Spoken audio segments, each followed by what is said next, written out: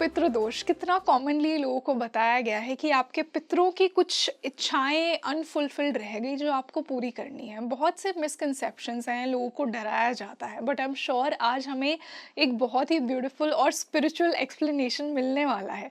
तो मैं हमारी ऑडियंस के लिए समझना चाहूँगी कि पितृदोष होता क्या है, कैसे वो अपनी कुंडली में देख सकते हैं और क्या इम्पोर्टेंस है इसकी।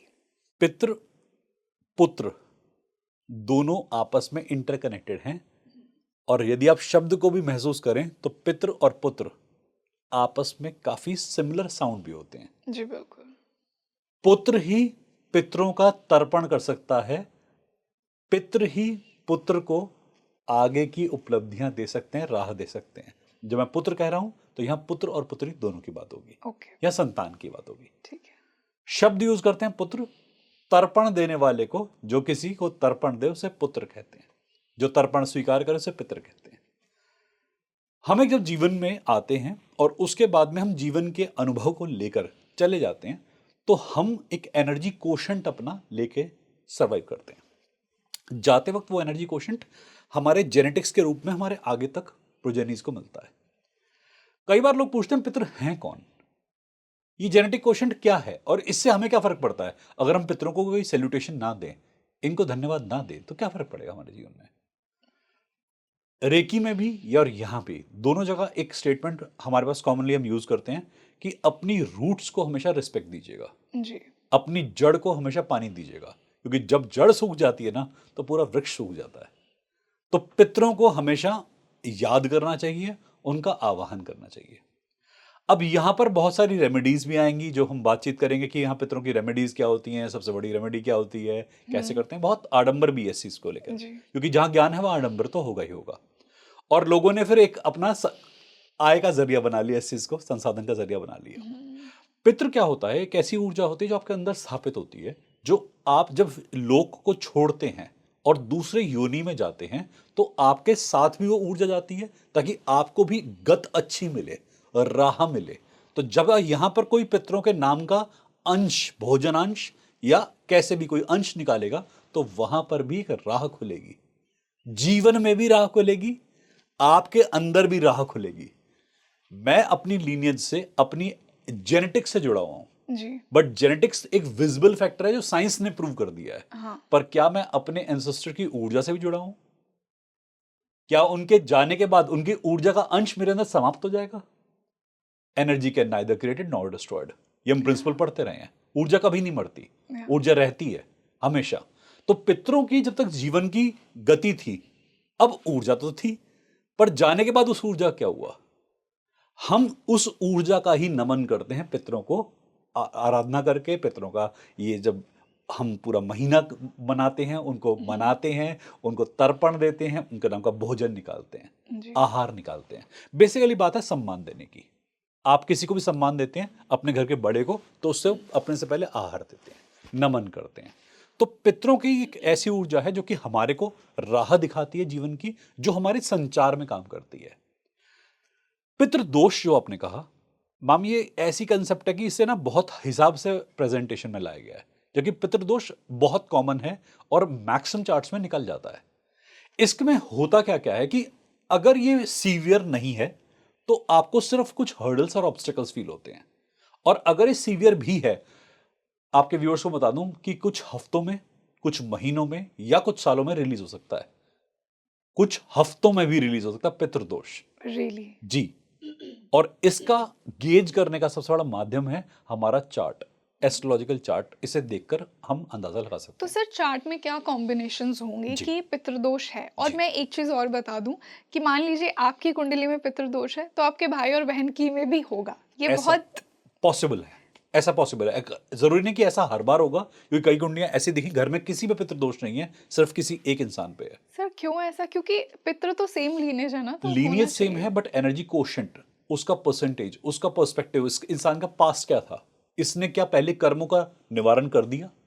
अगर ये इंसान पिछली लाइफ में कर्मों का निवारण करके आया है और किसी जेनेटिक्स में आ गया, तो ऐसा क्यों होगा कि इसे सब कुछ भुगतना पड़ेगा। कर्म के हिसाब से दोष मिलता है, आपके पूर्व पुण्य जो होते हैं उनके हिसाब से आज का काम मिलता है आपको। उनके हिसाब से लीनियज भी तो मिलती है। बिल्कुल मिलती है, बट आपके पास में बेनिफिट और लॉसेस वैसे ही मिलेंगे ना आपको। यदि आपने पिछला जीवन जो गुजारा वो तर्पण पे गुजारा, समर्पण पे गुजारा, तो इस जीवन में फिर आप क्यों प्रायश्चित कर रहे हैं? चाहे आप सेम लीनियज में हो, चाहे एग्जैक्टली आपके भाई या बहन की कुंडली में इसीलिए हो। ऐसा होता है कि ओके। एक फैमिली के अंदर अगर 4 भाई बहन है, 5 भाई बहन है, तो हर किसी के अंदर इम्पैक्ट्स नहीं आते। हाँ, किसी इम्पैक्ट्स एक के नहीं ऊपर आते। इम्पैक्ट आता है, ओके। हर किसी पे नहीं आते। बट क्या वो कुंडली में शो होगा? बिल्कुल होता है, हमने कई बार शो चार्ट, तो होगा बिल्कुल सब हमने में। चार्ट देखे हैं, और ओके। बहुत बार हमने ऐसे चार्ट देखे हैं, एक ही फैमिली के चार्ट देखे हैं, ओके। कई बार सब पर होता है। जब किसी ने निवारण ही नहीं करा, पास्ट लाइफ में भी नहीं करा, तो एडिटिव होता गया ना। अब जो इस लाइफ की डीड्स हैं वो कलेक्ट होकर मिल रही हैं, वो नेट सम टोटल इतना ह्यूज हो गया, बल्क आपके पास आएगा आएगा, बल जाएगा आएगा। पेरेंट्स ने भी नहीं किया, पेरेंट्स ने भी नहीं समझा उनका कर्म।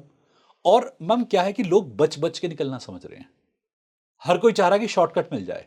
हमारे पास लोग रेमेडीज कराने इसीलिए आते हैं, एस्ट्रोलॉजिकल स्कैनिंग इसलिए कराते हैं कि आप रेमेडीज दे दीजिए, और मेरा पर्सपेक्टिव ये होता है, पहले मैं कर्म पे फोकस करूंगा, हाँ। मैं रेमेडीज पे फोकस नहीं करूंगा। और लोग ये भी चाहते हैं कि आप कर दो हमारी तरफ से। एग्जैक्टली आपकी ये मंत्र प्रार्थना कर दीजिए, आप तो हीलिंग कर दीजिए, हमारा बेटरमेंट होगा।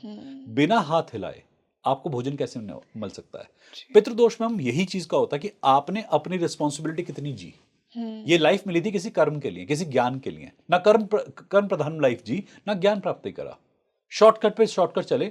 माँ बाप ने एक जीवन दिया, माँ बाप के जीवन के देने के आधार पर ही पूरा जीवन चल रहा है, और अपनी जीवन की सारी जो एक एजुकेशन है, जो क्वालिफिकेशन है, वो किस पे फोकस कर रहे हैं? सिर्फ एक नेम फ्रेम प्राप्ति पे, कि नेम मिल जाए, फेम मिल जाए।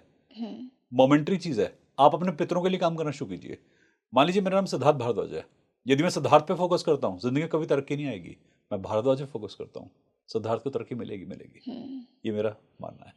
अब सर एक ये बहुत ही आई एम श्योर हमारे व्यूअर्स का भी क्वेश्चन होगा, हमारे पितृ तो देखिए बहुत सारे होंगे जो हमसे पहले पूर्वज रह चुके, बहुत सारी पीढ़ियां होंगी, तो जब हम पूजने की बात करते हैं तो हम कौन से पितरों की बात करते जी हैं? देखिए क्या होता है कि 3 टाइप के पितर होते हैं। ओके। मातृपित्र, पितृपित्र, कलत्र पित्र।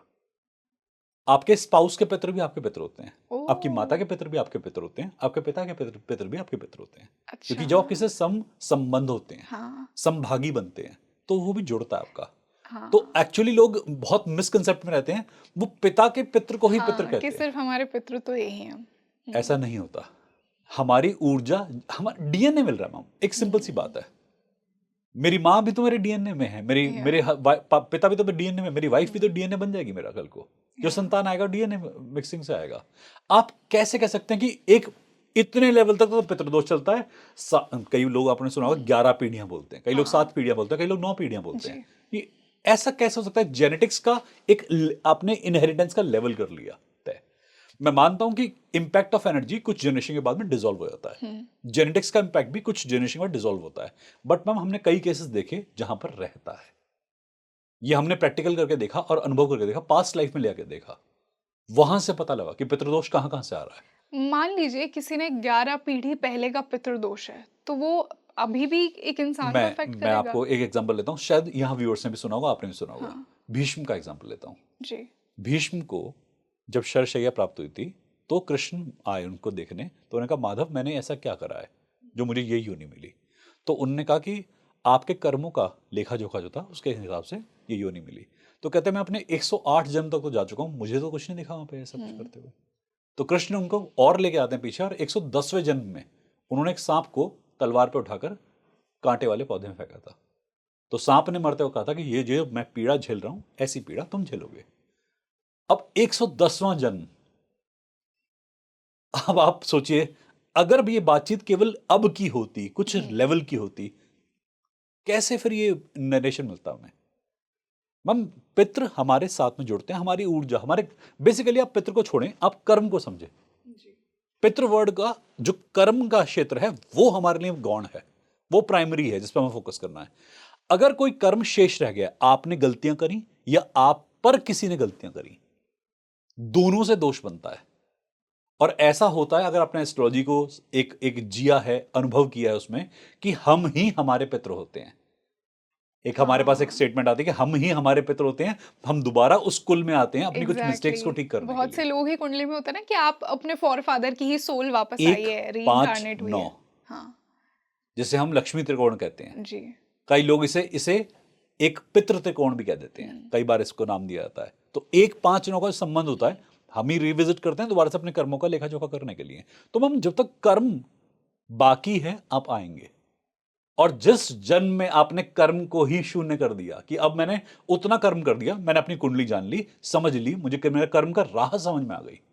जिंदगी जीने की एक राह होती है मैम, अगर मेरे चार्ट के हिसाब से मेरी वो राह निर्धारित जो राह है उस पर चल लिया, कुछ हफ्तों में कुछ महीनों में काम हो सकता है, ये नहीं कि पूरा जन्म लगेगा आपको।